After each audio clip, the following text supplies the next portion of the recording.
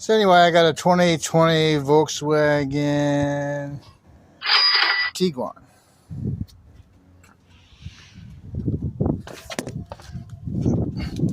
I'm doing the rear brakes and I can't get the code reader to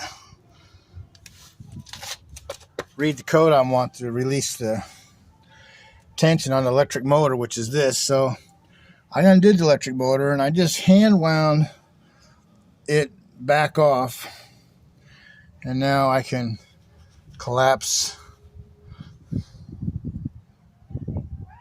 Got the sun behind me here, and collapse the caliper in here so I can replace the disc brakes. And that's how easy it is. And the reverse order is I just put this back on there, and there's a little, it's hard to see. It's got that little star thing, and I just had to line it up with the inside of that motor on the back here, which is, excuse me, right here. It's just right there. It fits in there. Just have to wiggle it probably to get it back aligned. There's 2 bolts there. And I'm doing it because these pads, as you can see, are worn. This is the inner one there, and that was the outer one. And so that's all there is to it. Here's what it looks like in the shade with all the sunlight to conflict with, because there's the motor. That's your electro brake. And then here's your pads. There's this little spring here. You got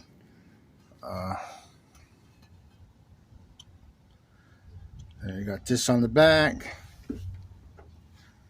Got a little cap on it. You just peel it off. It's 7mm back here, I believe, and it's a 5mm for the electro brake to pull the outer cover off, just to turn the motor. It's not really a complicated job. I'm doing it one-handed, so I'm not going to show you every step, but it's not that hard of a job. It's really pretty easy. It's a lot better than trying to even use the stupid code thing. I'm a little disappointed, and I'll just be able to reset it. Now this electromotor right here, there's the star wheel that engages the electromagnet. You can turn it by hand. That's what I was able to do. You turn it clockwise. And there's the worn out brake pads. It's really an easy job. Volkswagen makes it seem so difficult. I don't know why. They just don't want people to work on it themselves anymore. Have a good day.